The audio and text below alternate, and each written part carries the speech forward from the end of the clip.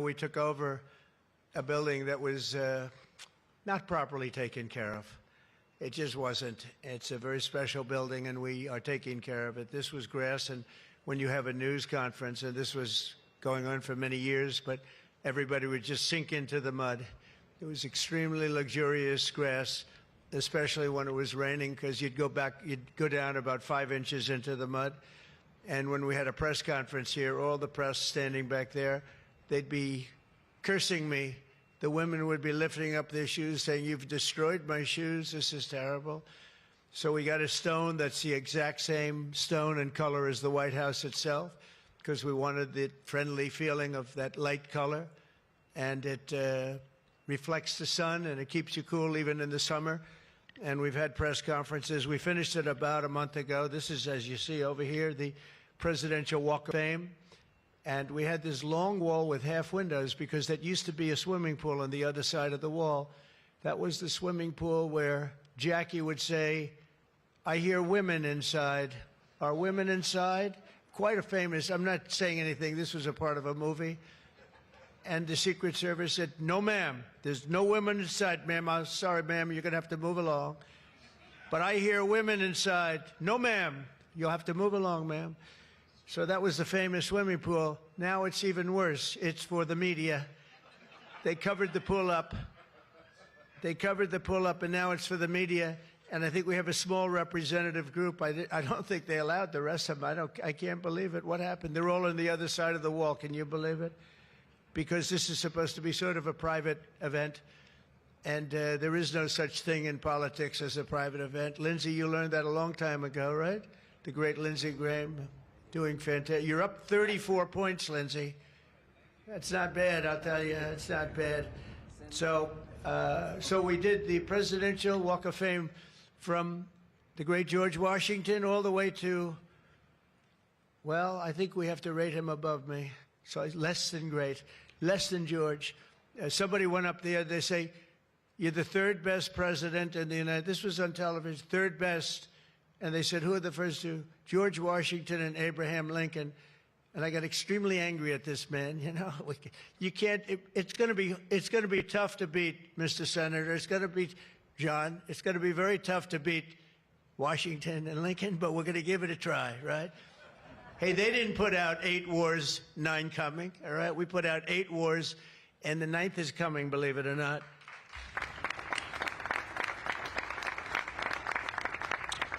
So I just want to say it's great to be with you. And when we're finished, later on, we're going to have a little quick lunch, and they do great food at the White House. And this is used sometimes for evening, where we've had some incredible people for the evening. Some of the big foreign leaders have been coming. And most excitingly, on the other side, you see the fence and the wall. We're building a world-class ballroom. You know, for 150 years, they've wanted a ballroom here. We don't have a ballroom. We have a little cocktail area, but we don't have a ballroom. The East Room, it's called, is a very small cocktail area. It holds about 88 people if it's tight. And I said, if I do this again, I'm going to get a ballroom built, and we're putting up our own money. With the government is paying for nothing. You probably hear the beautiful sound of construction to the back. You hear that sound? Oh, that's music to my ears. I love that sound. Other people don't like it. I love it, Josh. I think when I hear that sound, it reminds me of money. In this case, it reminds me of lack of money because I'm paying for it, so it's the opposite. But it's going to be one of the most beautiful ballrooms anywhere in the world, and it's going to be able to take care of tremendous things. When you have, as an example, I'm going to see President Xi in 2 weeks. I'm going over to South Korea. We're going to meet in South Korea. We're going to talk about a lot of things. They want to discuss the fact that they're paying 157% tariff. It's a little higher than they thought.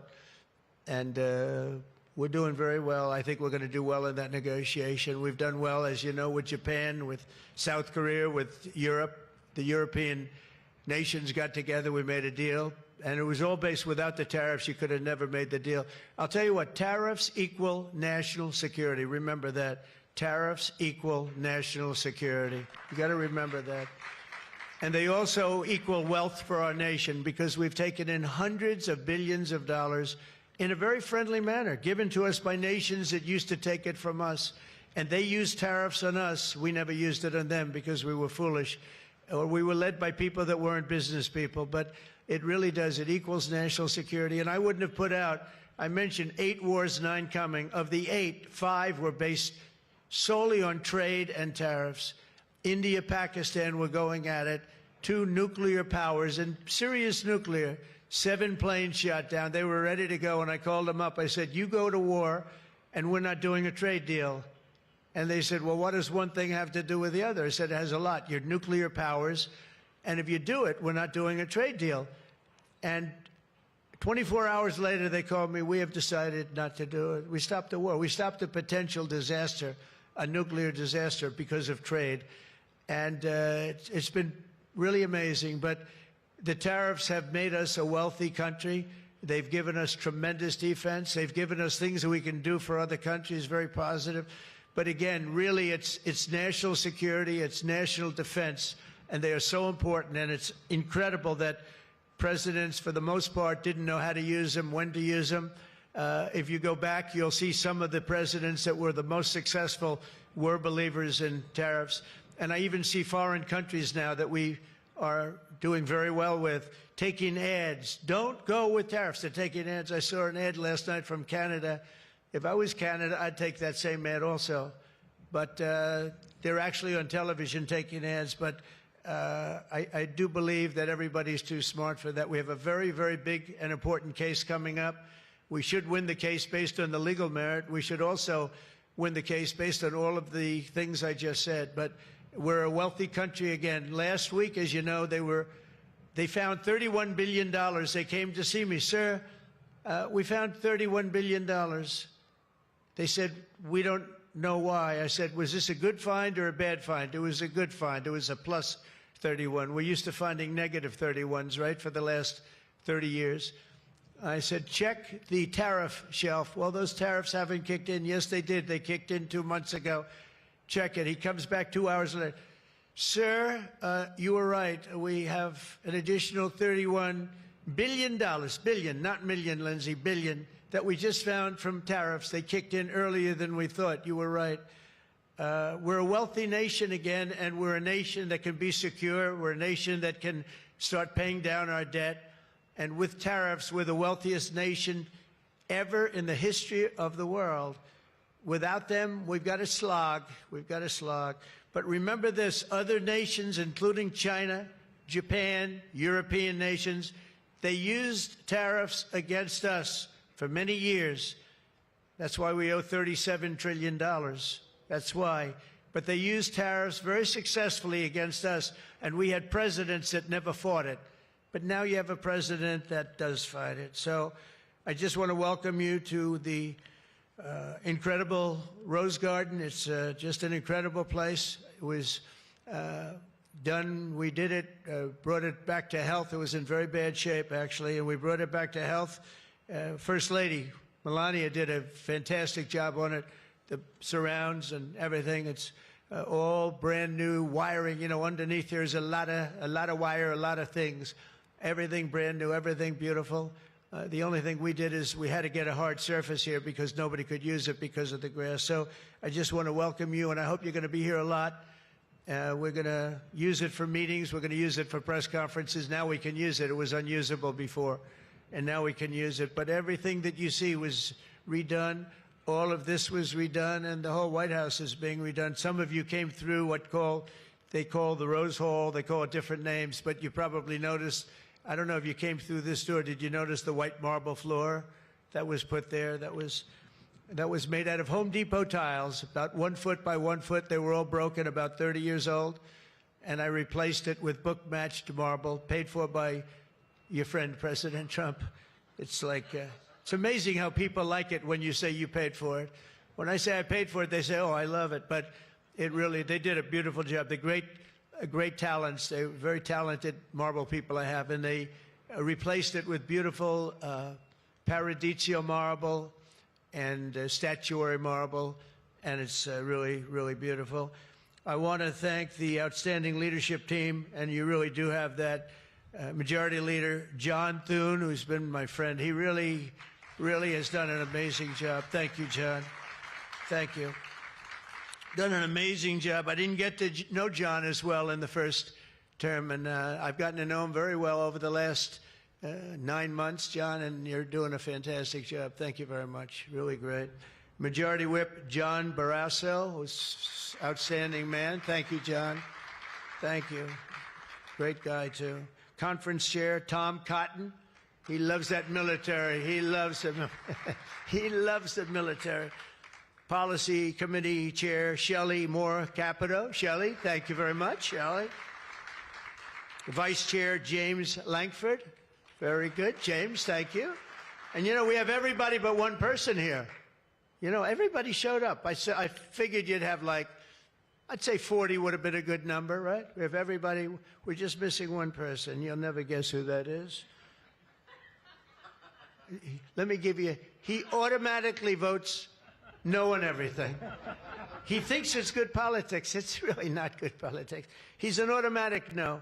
But I don't know. Look, if he wanted to come, I'd probably let him come, right? I'd let him come. Begrudgingly, but would let him come. And National Republican Senatorial Committee Chair, an unbelievable guy, Tim Scott. You know, Tim, I shouldn't say it because it's so, I don't know if it's good or bad. But Tim ran, and he was very effective and very good. But he was on the debate stage and everything else, he was good just because he's good. But he wasn't as good as they thought he was. And when he got out of the race, he endorsed me almost immediately. And I used him as a surrogate. And I wasn't sure if I should because, you know, sometimes I want a total lunatic to get up and fight for me. And Tim is a really good person. So I wasn't sure. And I put him on the stage, and he ripped the heart out of everybody. He was so brutal. He was so unbelievable. It turned out to be absolutely one of my best surrogates, and it includes a lot of you people that were here. You were all surrogates. But Tim ripped these people apart. And after watching 2 or 3 times, then I wanted him all the time, right, Susie? I said, I want Tim Scott, get up there. But he was so good, and I said to him, Tim, when you fought for yourself, you were much different. When you fought for me, you were a tiger. You were like unstoppable. You were, really was. You all saw that. What's the difference? He said, I've never liked selling myself, and I love selling somebody that I really do believe in. I really believe in you, and I just felt that way. And it was so nice the way he expressed it. And I want to tell you, you are a champion. You are a winner, and congratulations. Thank you very much. I never love telling that story because I'm not sure if it's a good or a bad story, but I'm telling you, you are an amazing guy, and you fought for me so hard, and I really appreciate it. You got to be my #1 choice, Tim, so something happened. I appreciate it. And you're doing great doing what you're doing right now. I also want to thank the entire Senate Republican Conference for your tremendous work on confirmations. Boy, did we have a couple of weeks, huh? We had some, I signed like 150 of them, and I didn't use an auto pen, by the way. I signed. You know, when you're signing these important, like a general getting approved from 3-star to 4-star and all of these different things and big confirmations and, you know, big stuff, you really have an obligation to actually sign it, I think. You probably noticed right there, number 46, we put up, right? We put up a little bit of an auto pen. We have 46, we have 45, we have 47. It's very interesting. Yeah, 46 is an auto pen. It's up there. It stays up there. People like it. It's probably going to stay up there for a long time. And I know you're looking into that. And by the way, the auto pen person said he never spoke to Biden. He worked the auto pen. You're not allowed to do that. So if you're looking at anything, just remember it. And remember, they treated us very badly. They treated us very, very badly. So I think you're allowed to just report the truth, including the confirming of my cabinet much faster than first time. I mean, we went so fast, and I give John Thune and all of you credit for that. It was amazing. All of a sudden, I was calling John, I've got to get him approved. Come on, John, because I was getting like one every 2 weeks. And, you know, I have people, they left their job, and they left everything, and it looked like they were. All of a sudden, it was like an avalanche. They walked in, James and James, my double James, I call them. They walk in, and they had like so many of them. I said, you got to be kidding. It's like, are you for real, right, James? John Thune did his job, and you got them all done, and you have all those people out there working now, and instead of being very upset with the fact that we couldn't get them approved quickly. So I really appreciate it. You used a method that I wish you could use on U.S. attorneys. You know, I have 10 U.S. attorneys who are phenomenal, phenomenal. A Harvard, a Yale, a this, a that, all top. And the problem is they're not going to ever be confirmed, I guess. I put them in. They'll be there for 3 or 4 months, whatever it's, and then they have to leave. Because anytime you have, as you know, anytime you have a Democrat senator, not even two, just one, they'll say because of the time we're in, we're not approving that person. We're not approving. They never do. They won't approve. And therefore, because of blue slip, I have to tell the person after 3 months, I'm sorry, you'll have to leave. And I put somebody else in. And I've had Democrat senators say the only one we'll ever approve is a Democrat. This is not constitutional. And you really, I hope you can look at that blue slip thing, because I have 10 people that are phenomenal, and they're going to have to leave office. Highly educated, top of their class, everything. And they're going to have a mark on their career that they were a U.S. attorney for 3 months or 4 months, and then they had to leave. And that's so unfair. It's unfair to the public, because the public voted for me in a landslide, and I'm supposed to be picking the U.S. attorneys. And this goes for judges also. But actually more so even for the U.S. attorney with the blue slip. So I have these phenomenal people, many of them young, but truly fantastic people, and they're wondering what's going to happen in another 3, 4, 5 weeks. They're going to have to leave office. I think it's a shame, and I hope you can do something about it, because I'd like to tell those people, you know, we put you there, and you're not going to have on your resume for the rest of your life, you were there for 4 weeks or 6 weeks, and you left like you got canned. So I hope you look at that. Very important. And after your pivotal changes to the Senate rules last month, as a result, this is what you did, the unprecedented obstruction by the Democrats. We've confirmed more than 175 public servants, people that are phenomenal, to keep posts. And that's just been over the last couple of weeks. It's an unbelievable thing what you've done, John, all of you together.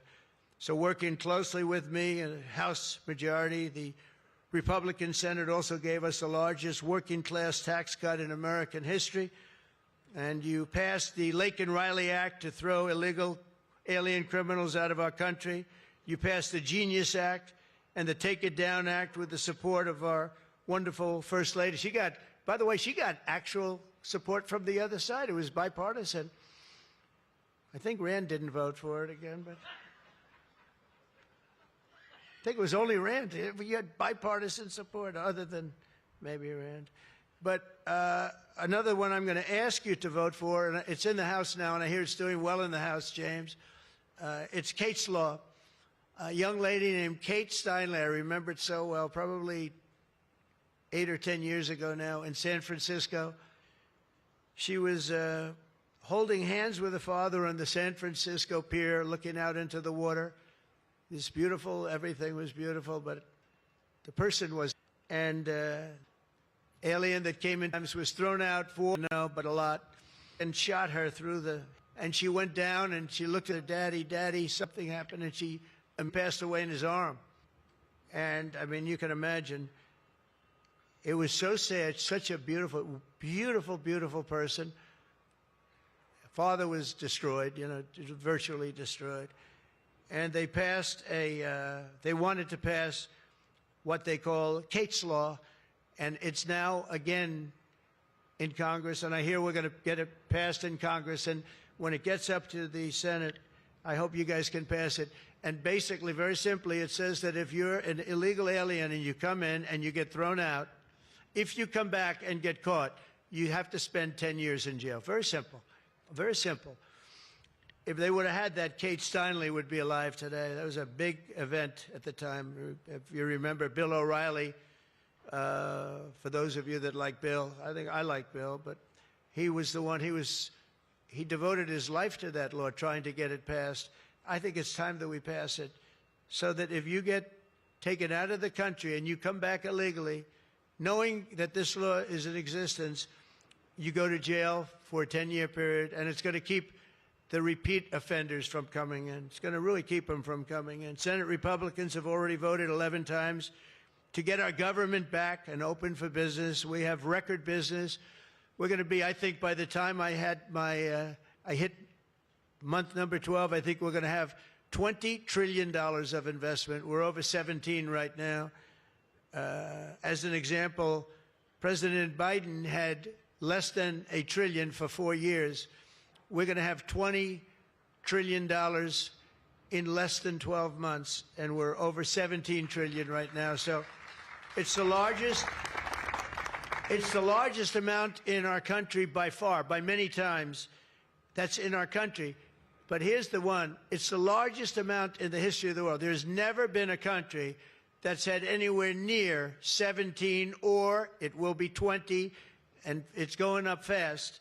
A lot of it's because of tariffs, because they're coming in because they don't want to pay tariffs. In other words, they make their product in a certain country, and they used to just send it in here, and there was no charge, absolutely. Now, if they have to pay a 20%, 30%, 50%, 100%, or 2% tariff, they say, well, it's better if I build my plant in the United States. It always amazed me I did this first term. We had the greatest economy in the history of our country in first term.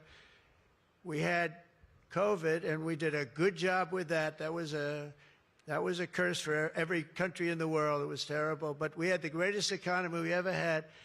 But if you remember, I started the tariffs, but I held it off because it wouldn't have exactly been good at the time to tell France, you know what they were going through, you know what Spain was going through and Italy was going through, that, by the way, we're going to charge you tariffs. But I had started the process. We were going, the country was doing good, and I took in hundreds of billions of dollars from China. I put the full tariffs on China.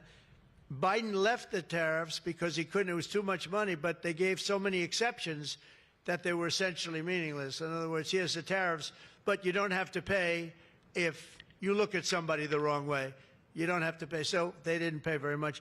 But with me, they were paying hundreds of billions of dollars.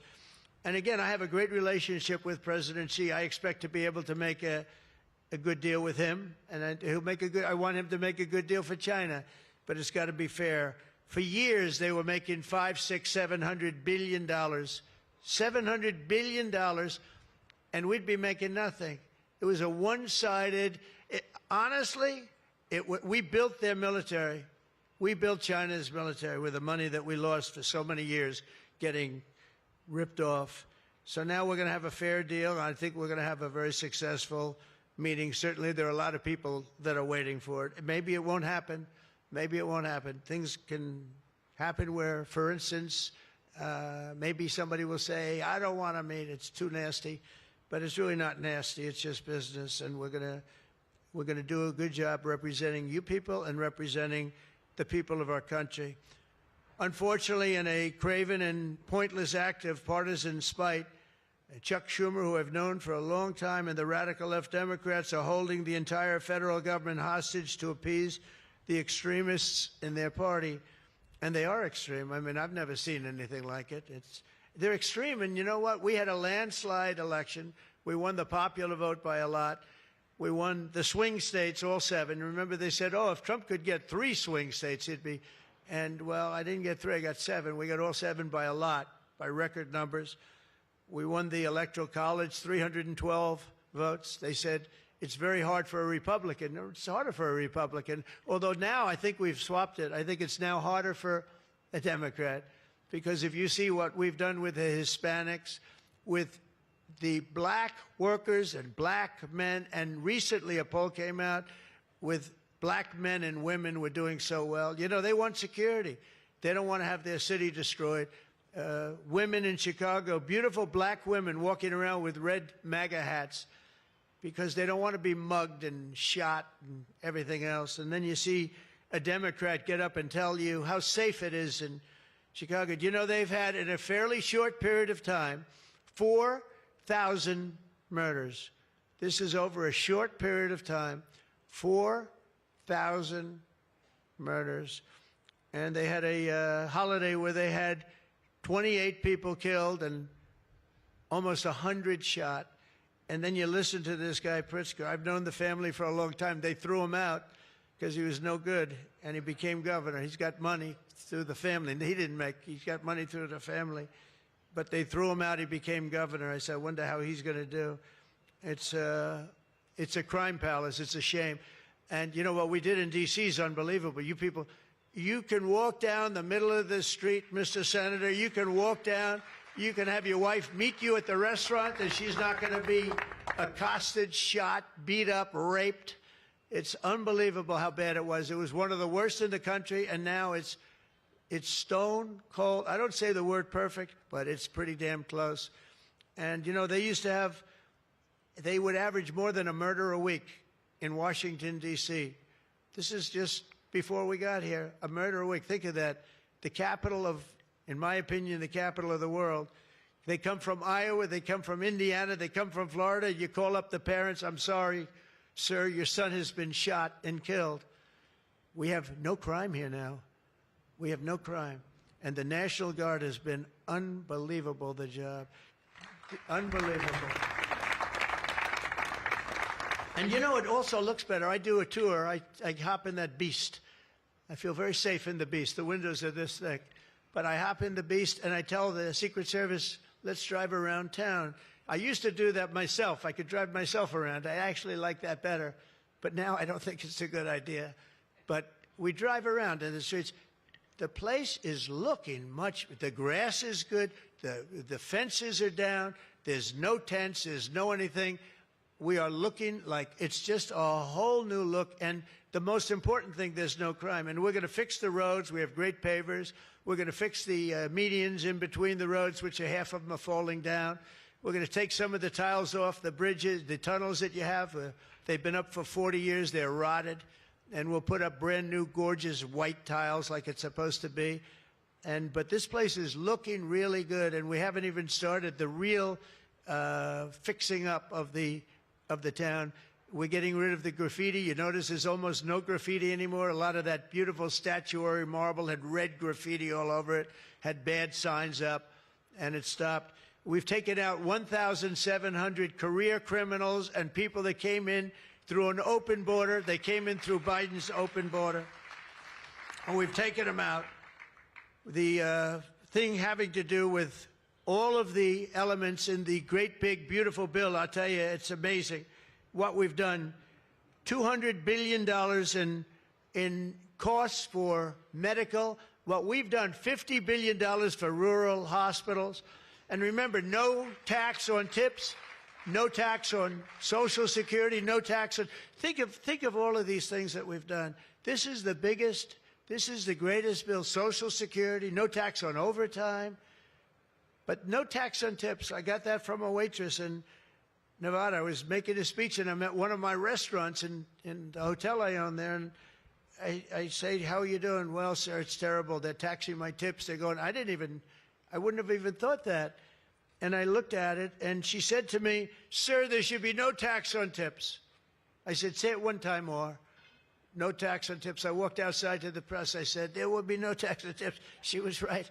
And we won that state by a lot. That's not a state that we win by that much, David, but we won it by a lot. So it was pretty good. But that bill is chock full of so many different things. So it was the biggest bill. I'm actually saying this to the fake news so that they maybe print it, but maybe not, because you people know. It was the biggest bill ever passed in Congress. And what we did was a little risky. We put everything into the bill, John, right? And some people were against it. They said, no, you got to do small bites. And we gave it a shot, and we got it passed. I got a call from John. He said, it was 3 o'clock in the morning. Sir, we have 4 hard no's. Could you please call him? I say, what time is it, John? It's 4 o'clock in the morning, sir. So I call up. One of you is sitting right here. I said, Jim, could I say hello to you? It's 4 o'clock in the morning, right? He said, sir, you have my vote. I said, wow. Then I called up another person. I'll use fictitious names. Doug, could I get your vote? You've got it, sir. Then I called up another one. How about Josh? Could I have your vote, Josh? Because I like Josh. And Josh, who can be very difficult, said, Sir, you have my vote. His wife was screaming at him on the other side. Sir, you have my vote. But I called people, and they weren't really hard-nosed. They wanted a little attention, unfortunately, at 4 in the morning. Sometimes I like the ones that don't like the attention, but we'll take it anywhere we can. And we got it passed, right, John? And nobody thought that could happen because you have a small majority. And in the how about in the House, we had a majority of 3. We actually went down after that for a period of about 2 months. We went down to a majority in the House of 1. And I kept saying, you know, because I'll tell you, Mike Johnson's great. The team, these 2 teams, did you ever see 2 people more different? One's tall, one's slightly less tall. We want to be polite. They are very different people, but they're the same in terms of talent. They did the 2 guys, and they get along incredibly well. We all do. We get along great. But we passed a bill. We don't need to pass any more bills. We got everything in that bill. There's nothing else we have to put. We got the largest tax cuts in history. We got the extension of the Trump tax cuts. We got all of these things. And, you know, remember, they lie. They will look at I saw it the other day, they were talking about, I call it the great big beautiful bill, but that's what it is, the great big beautiful, the biggest bill ever passed. And what they say, they make up stories. And I saw they were interviewing a senator, and they said, well, what's wrong with their bill? He didn't know what to say, because there's nothing he could say. It covers everything. He said, death, death. It brings death. Now, if I'm a regular person and I hear that, I say, oh, that's terrible. But it's just the opposite. It brings life. It brings Medicaid, Medicare, Social Security. It secures all those things. And they just are so bad. You know, they said death. It was like death. And there's nothing about death. Theirs is death because they're going to lose Medicaid. They're going to lose Social Security. They're going to lose Medicare. All of those things are going to be gone because the whole country would be bankrupt, and you're not going to have any kind of medical insurance. So with us, it's the opposite. And it's a great bill. We don't need any more. And I want to just say from the beginning, our message has been very simple. We will not be extorted on this crazy plot of theirs. They've never done this before. Nobody has. You always vote for an extension. Chuck Schumer and the Senate Democrats need to vote for the clean, bipartisan CR and reopen our government. It's got to be reopened right now. We're not doing that. They are the obstructionists. And the reason they're doing it is because we're doing so well. We're doing well all over the world. We're doing well with the close to $20 trillion that I just told you about. It will be that number, but even if you take it down to over 17, that's a guarantee. We're doing well with everything. Car plants are pouring back into our country. AI plants, we're leading, we're dominating China right now in AI. And I did something that I think you'd like, because we have an old grid. It's a tired grid. It doesn't have the juice that you need to fire up these plants. You know, these plants will need more than double the energy we have right now for the whole country. That's how big it is. And we can't do that. There's no way we can do that. China's building right now 52 power stations. But I did something better. I'm letting everybody build their own power plant so they'll become like an electric utility in addition to AI. But if they want to build their own plant and we get their approvals within less than a month, it used to take 5 years prior to rejection. Sometimes a guy in Louisiana, they had one that took 12 years and then they got rejected. I got it approved in 2 weeks when I got into office. That was the first term. And the plant is up now, and it's been a great thing for the state. I did it twice, actually. I got 2 of them that were dead after 12 years, and I got them approved, both of them in less than a week. And that's what we're doing. Lee Zeldin, by the way, is doing a phenomenal job, Environmental Commissioner, I have to tell you. He knows that we have to get them fast, and we're getting them fast. So we're leading China in the AI race by a lot. Under Biden, Democrats voted 13 times for continuing resolutions to keep the government open. And all we want is simply to ask them to do it once again. They always voted for it. They never voted against it. Nobody votes against it. But they do that, and they do. It's partially my fault. I mean, I'm watching you, and I'm looking at all these great faces that I've seen, really great people. I think with few exceptions, a couple of you I don't like that much, but with few exceptions, great people. And you look at what they do, and you look at the game they play, and it's a horrible game. And, you know, we have the hottest country ever. This is the hottest country anywhere in the world. And I say this, I'm sure you've heard me say it, but I was over in the Middle East, and the King of Saudi Arabia and others also said essentially the same thing. They said, you know, President, a year and a half ago, your country was dead. We never thought we'd see this. And right now, you have the hottest country anywhere in the world. We do. We have the hottest country anywhere in the world, which tells you about leadership, and that includes your leadership.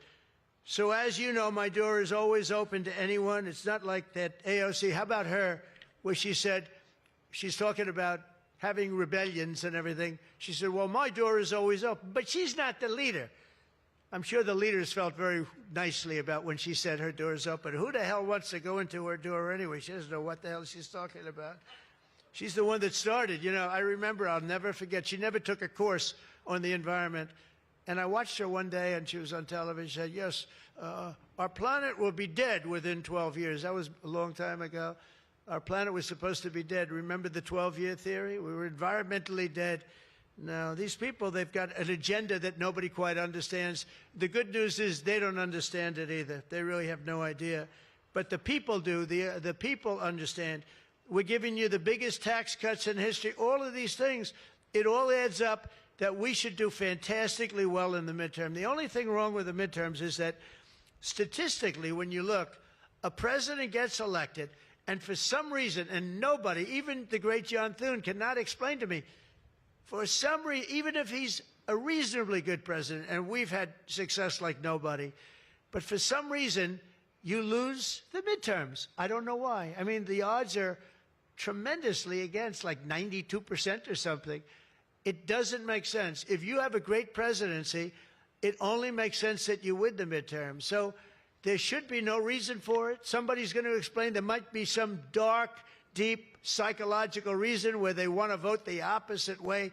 I don't know what it is, but we have to win the midterms. Otherwise, all of the things that we've done, so many of them are going to be taken away by the radical left lunatics. I mean, we're going to end up with a communist mayor in New York. Can you believe it? A communist. Remember, I would always say, we will not have a socialist elected in our country. Remember, I'd say that all the time. And I was right. We skipped socialists. We got a communist elected. So I didn't tell a lie. I didn't tell a lie. I was right. We'll have a communist, not a socialist. But we've already seen the impacts of the dangerous game that they're playing. Democrats are causing delays in our air traffic control system. So important. We wouldn't have had, you know, there's Pete Buttigieg. He spent billions of dollars on fixing the air traffic control that used copper wire going into glass wire. Any union electrician here or any non-union electrician would say you can't hook copper into glass. It doesn't work. They spent billions of dollars. They turned on the system, and it was stone cold blank. We're getting a brand new system. We have bids out now. We have 3 great companies bidding. And I want one bid. Sean Duffy's doing terrifically. I want one bid. I want just bid, and they're responsible for everything. Not where they had like 1,000 contractors. Every contractor, they were all running around. In the end, if one of them does a bad job, we want to be able to blame somebody, and it's going to be one of the very big companies because there's a lot of interest in it. So the air traffic control system is going to be rebuilt. Over 1 million federal workers right now, as you know, are going unpaid. That's the Democrats' fault.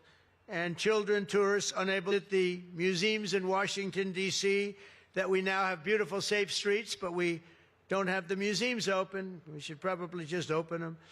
But we are doing things that nobody's ever done, nobody's ever seen. So all of this and the pain that the Democrats have caused during this reckless and completely unnecessary affair, and you could call it the Schumer shutdown or the Democrat shutdown. You can call it whatever you want. And I will say this, that we have Darth Vader. You know Darth Vader, right? Darth Vader is a man who, I think he's sitting right. Is that Darth? Stand up, please, Darth Vader. Stand up. Does everybody know? They call him Darth Vader. I call him a fine man.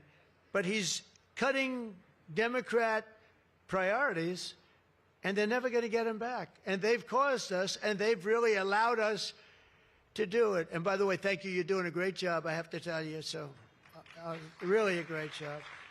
Because many of the things that they're cutting, like the New York project, $20 billion we're cutting it, they're not going to get it back. I mean, they're not going to get a lot of things back. They may not get it back. Maybe we'll talk to them about it. But they're losing all the things that they wanted. But many of the things that they wanted are things that we don't want, things that are just so bad for our country. And we're cutting those things out. So while they thought they were doing maybe bad, maybe indirectly they're doing good. The cynical comment that they've made all over the place, and all of their cynical remarks proves beyond all doubt that Schumer is a calculating political partisan. But we knew that. But he's somebody that's in deep trouble. He's losing in all of the polls. He's even losing to AOC +3. Remember +3? What happened to the +3? Are they still around? I had one. I met when I was at the United Nations, I met the president of Somalia. And I said, I have somebody I'd like to give back to you. He said, no, thanks. We don't want her. He didn't want anything to do with her. But today I'm calling on every Senate Democrat to stop the madness, to let our country get back. In the greatest moment in the history of our country in terms of wealth, in terms of job creation, and in terms of investment coming in, these guys go on strike. It's really a shame. So I'm asking them to be smart. It's not working. They're getting killed in the polls. The public understands what they're doing. They're doing the wrong thing. And with that, I just want to say welcome to the White House. When we're finished, they do a great job. When they're finished, we're going to all come in. It'll be a little crowded, but that's okay. Into the Oval Office, we'll talk a little bit, a couple of minutes. Got some interesting things.